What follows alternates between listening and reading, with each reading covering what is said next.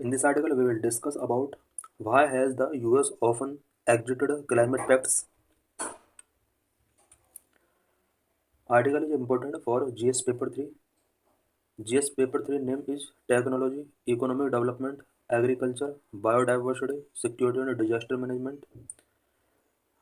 For prelims, article is also important, and for mains, it is also important. What is issue? Among the first executive orders that Donald Trump signed after taking over as president on January 20 was to withdraw the US from the Paris Agreement of 2015. Donald Trump ने various executive orders pass किए हैं, जिनमें से एक important order 2015 के Paris agreement से अपने आप को विड्रॉल करना है। 2025 के जनवरी 20 को इसने शपथ ग्रहण किया है, और शपथ ग्रहण करने के साथ साथ नेक्स्ट डे ही इसने ये डिसाइड किया कि वो अपने आप को 2015 के पेरिस एग्रीमेंट से अपने आप को एग्जिट करेगा। This makes it the third time the US has withdrawn from a treaty signed under the UNFCCC, United Nations Framework Convention on Climate Change। ये थर्ड टाइम हुआ है जब यूएस ने अपने आप को यूएनएफसीसीसी के अंडर साइन किए गए क्लाइमेट ट्रीटी से अपने आप को एग्जिट किया है। इट मीन इससे पहले टू टाइम ऐसा हो चुका है जब यूएस ने क्लाइमेट एग्रीमेंट से अपने आप को एग्जिट किया है। What is the history of US engagement with climate treaties? Climate treaties के साथ एंगेजमेंट का हिस्ट्री यूएस का क्या रहा है? Withdraw from Kyoto Protocol adoption in 1997। 1997 का क्योटो प्रोटोकॉल से भी यूएस ने अपने आप को एग्जिट किया था। Withdraw from Paris agreement in 2017। 2017 में यूएस ने पेरिस एग्रीमेंट से भी अपने आप को विड्रॉ किया। Withdraw from Kyoto protocol adopted in 1997। The first time the US withdrew from a climate agreement was in 2001 when President George W. Bush exited the Kyoto Protocol adopted in 1997। पहली बार US ने अपने आप को Kyoto protocol जो कि 1997 में adopt किया था, 2021 में इस एग्रीमेंट से ये अपने आप को एग्जिट कर लेता है during the presidency of George W Bush. This agreement was significant as it was the first time 37 industrialist countries had binding target to lower CO2 emissions। Kyoto protocol पहला क्लाइमेट एग्रीमेंट था जिसमें about 37 industrial countries ने CO2 emission को lower करने के लिए कुछ binding targets यहाँ पर रखे थे। However, Mr. Bush withdrew the US on the ground that it crimped the economy। Mister Bush ने अपने आप को क्योटो प्रोटोकॉल से अपने आप को इस वजह से यहाँ पर इसने विड्रॉ किया था बिकॉज इसका मानना था कि क्योटो प्रोटोकॉल को एडॉप्ट करने की वजह से यूएस की इकोनॉमी क्रिम्ड हो सकती है। Withdraw from the Paris agreement in 2017 when Mister Trump first withdraw the US from the Paris agreement in 2017 his reason were similar. Mister Trump ने भी 2017 में अपने आप को पेरिस एग्रीमेंट से विड्रॉ किया, और इसका जो बेस था वो सेम वही था जो कि जॉर्ज बुश का था। जो Biden had elected the 46th US president and in January 2021 he promptly signed the US back in Paris agreement. जो बाइडन 46th यूएस प्रेसिडेंट बनते हैं। जो बाइडन ने फिर से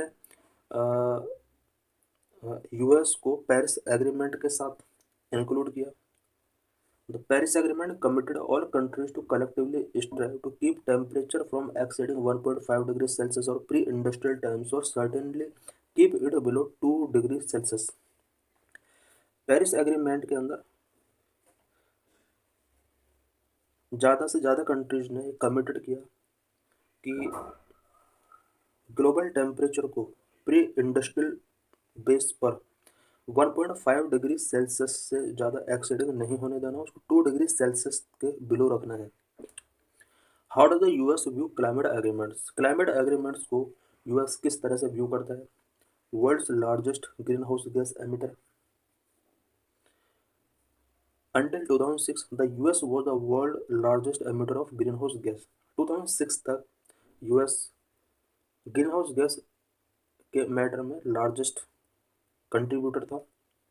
non committal towards legally binding emission cuts, legally binding emission cuts के लिए US committed नहीं है। As the world's largest economy, its general attitude toward the European Union backed climate pacts has been to project itself as solving the climate crisis, but being non-committal towards taking the legally binding emission cut. European Union backed climate pacts के matter में US का attitude कुछ इस तरह का है कि ये अपने आप को कहीं ना कहीं ये शो करता है कि क्लाइमेट क्राइसिस को सॉल्व करने में इसका बहुत बड़ा रोल हो सकता है। इट मीन्स यूएस के बिना कोई भी क्लाइमेट क्राइसिस सॉल्व नहीं किया सकता, ऐसा यूएस क्लेम करता है। बट जब लीगली बाइंडिंग एमिशन कट्स की बात आती है तो ये नॉन कमिटल बिहेव शो करता है। Express discomfort with the fundamental axiom of the UNFCCC, UNFCCC का जो फंडामेंटल एक्सियोम है उसको लेकर यूएस और अदर कंट्रीज ने डिस्कम्फर्ट यहाँ पर शो किया है। Right from the first conference of the parties in Bonn in 1995, the US expressed discomfort with the fundamental axiom of the UNFCCC, the mother convention that gives treaties such as Kyoto Protocol and Paris Agreement. 1995 में first COP यानी conference of parties conduct कराया जाता है और इसको लेकर US ने discomfort यहाँ पर शो किया। कॉन्फ्रेंस ऑफ पार्टीज बोन 1995 ये ऑल ट्रीटीज के एक मदर कॉन्वेंशन के तौर पर जाना जाता है, बिकॉज इस ट्रीटी के बाद ही Kyoto Protocol and Paris agreement इसका बेस बना। The US despite having worked out of climate agreements continue to send large delegations to the conference as observer and be closely involve in negotiations. US ने अपने आप को climate agreement से walkout किया है, हालांकि ये अपने लार्ज डेलीगेशंस एक ऑब्जर्वर के तौर पर अभी भी वेरियस क्लाइमेट एग्रीमेंट या मीटिंग्स में अभी भी ये अपने डेलीगेशंस को सेंड करता है और वेरियस नेगोशिएशंस में इन्वॉल्व होता है। वॉकआउट इन 2005 में भी अपने आप को वॉकआउट करता है। इन 2005 COP11 in Montreal Canada, the head of the US delegation walked out of the negotiation despite the US not being part of the Kyoto Protocol at the time.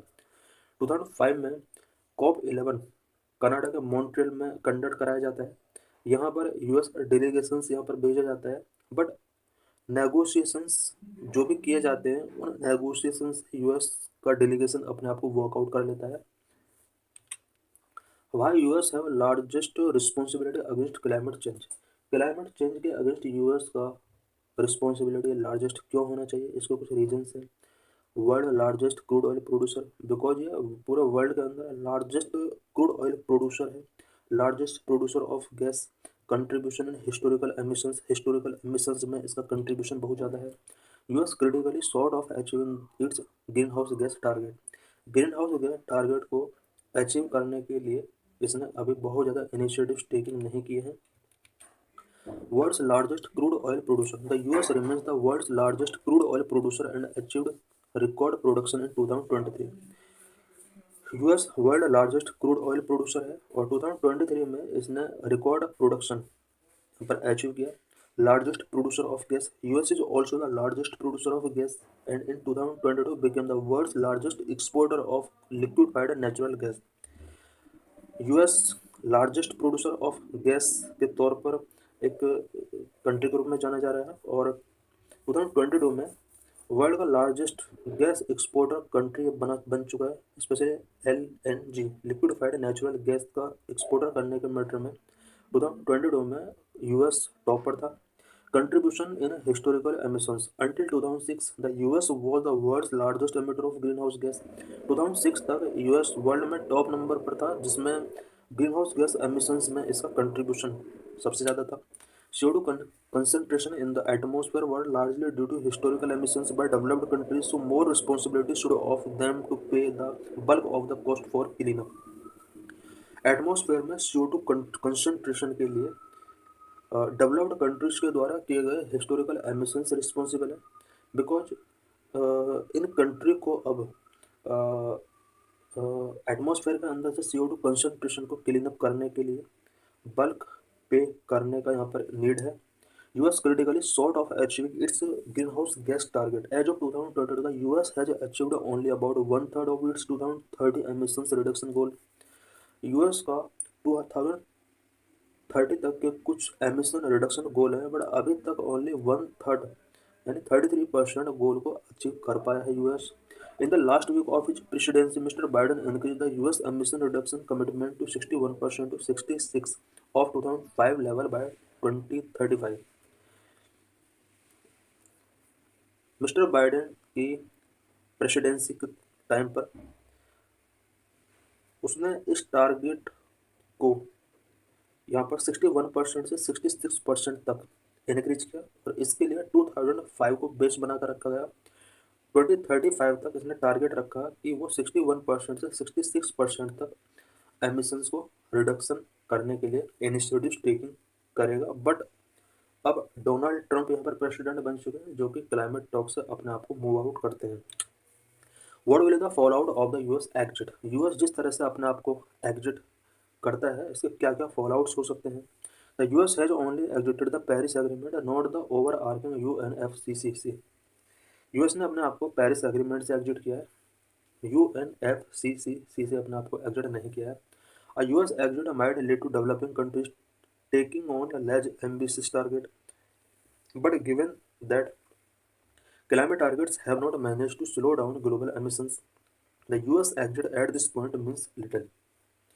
US ने जिस तरह से अपने आप को क्लाइमेट एग्रीमेंट से exit किया है, ये डेवलपिंग कंट्रीज के लिए कहीं ना कहीं नेगेटिवली इम्पैक्ट करेगा, और वो अपने जो टारगेट सेट करते हैं उन टारगेट के ऊपर पे डेवलपिंग कंट्रीज भी कहीं ना कहीं लेज एम्बिशियस होंगे। और जितने भी ग्लोबल लेवल पर क्लाइमेट टारगेट्स सेट किए गए हैं, इन क्लाइमेट टारगेट्स ने ग्लोबल एमिशंस को स्लो डाउन करने में अपना बहुत बड़ा रोल इम्पोर्टेंट रोल प्ले नहीं किया है। इसलिए यूएस ने जिस तरह से अपने आप को एग्जिट किया है, तो इससे बहुत ज़्यादा इफेक्ट नहीं पड़ने वाला है ग्लोबल एमिशंस के रिडक्शन में। This is previous year question related to this article. Question 2019 में मेंस एग्जाम में क्वेश्चन पूछा गया था, what introduced friction into the ties between India and the United States is that Washington is still unable to find for India a position in its global strategy which would satisfy India's national self-esteem and ambitions.